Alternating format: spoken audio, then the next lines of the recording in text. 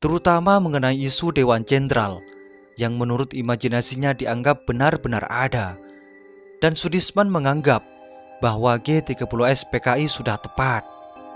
Sudisman tak menyesal telah menjadi bagian dari G30S PKI. Hanya satu penyesalan dalam dirinya, yakni gagal menghadirkan kemenangan G30S PKI. Sambil berharap agar PKI tak dibubarkan dan generasi penerusnya bisa melanjutkan cita-cita komunisnya.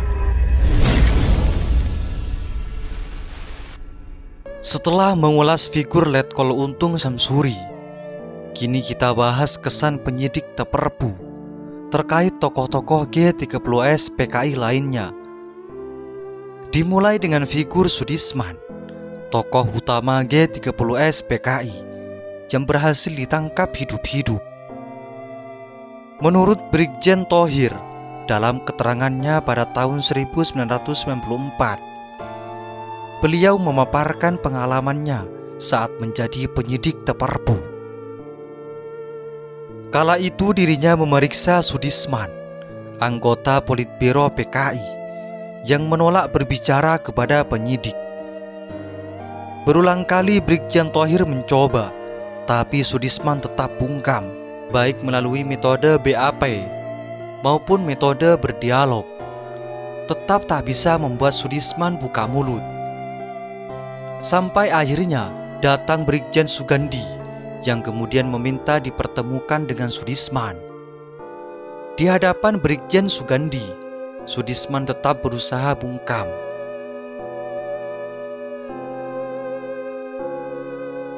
Menyadari bahwa lawan bicaranya merupakan tokoh penting dalam organisasi Politbiro CCPKI, tak heran bagi Brigjen Sugandi atas sikap bungkam Sudisman.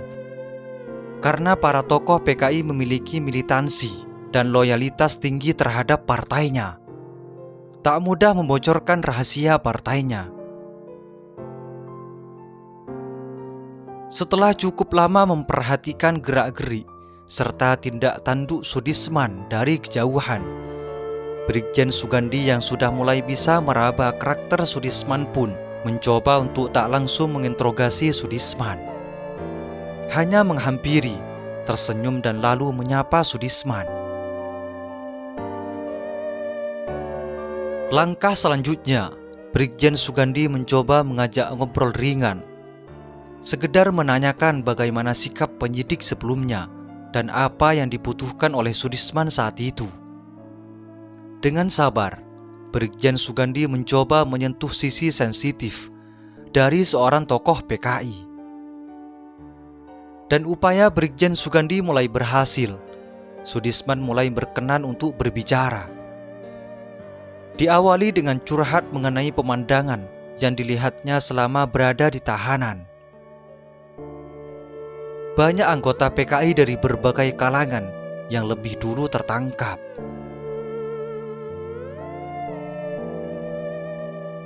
Berbagai tindakan kasar dialami oleh para tahanan politik tersebut.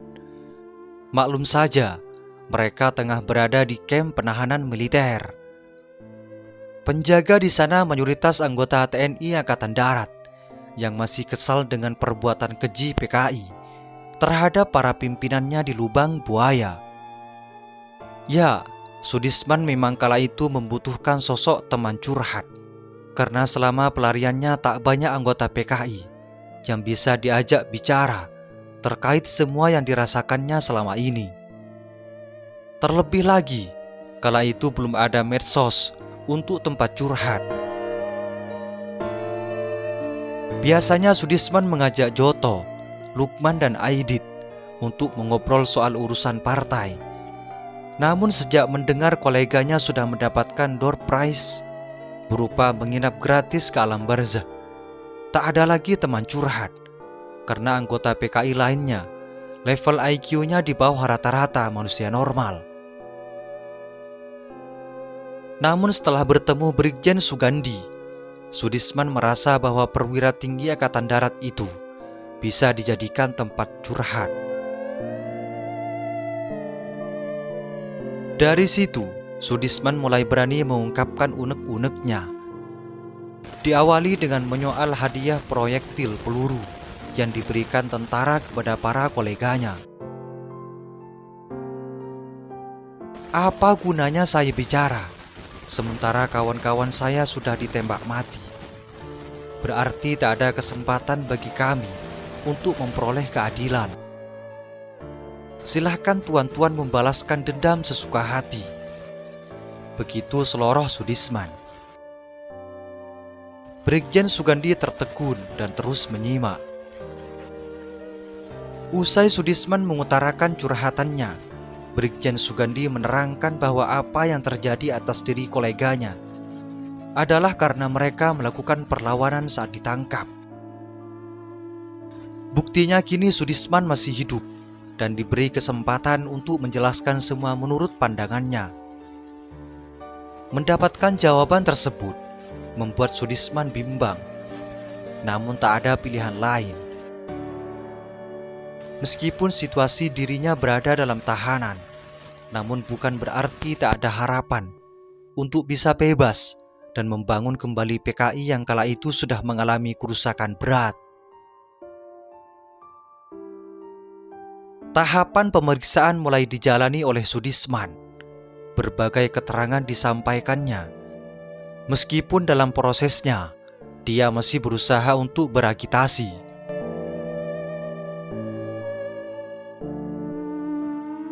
Setelah penyidik memperlihatkan bukti dan kesaksian dari tersangka lainnya, akhirnya Sudisman menyerah dan mau menerangkan semuanya. Sebagai politikus, langkah yang diambil Sudisman bukan tanpa tujuan, melainkan adalah strategi dia dalam rangka menyelamatkan partai supaya tidak dibubarkan. Caranya dengan mengakui keterlibatan anggota PKI sebatas perbuatan oknum tanpa melibatkan partai. Tegas Sudisman mengakui memang benar bahwa tokoh-tokoh pimpinan PKI yang merancang G30S PKI. Tapi dia berkilah, itu bukan termasuk kebijakan partainya. Dan Sudisman mengakui bahwa dirinya termasuk oknum kudeta G30S PKI. Semua ditulis dalam karya fiksinya, Kritik Otokritik. Mengapa kami menyebutkan tulisan Sudisman sebagai karya fiksi? Karena intisari dari tulisan tersebut hanyalah ungkapan imajinasi Sudisman, terutama mengenai isu Dewan Jenderal yang menurut imajinasinya dianggap benar-benar ada. Dan Sudisman menganggap bahwa G30S PKI sudah tepat. Sudisman tak menyesal telah menjadi bagian dari G30S PKI. Hanya satu penyesalan dalam dirinya, yakni gagal menghadirkan kemenangan G30S PKI, sambil berharap agar PKI tak dibubarkan dan generasi penerusnya bisa melanjutkan cita-cita komunisnya. Menurut Brigjen Sugandi, sosok Sudisman adalah komunis sejati. Sudisman memiliki pengetahuan yang mendalam soal komunisme. Berbeda dengan saat menghadapi anggota pemuda rakyat. Untuk membujuk para tokoh PKI, biasanya interrogator membawakan bacaan bukan makanan.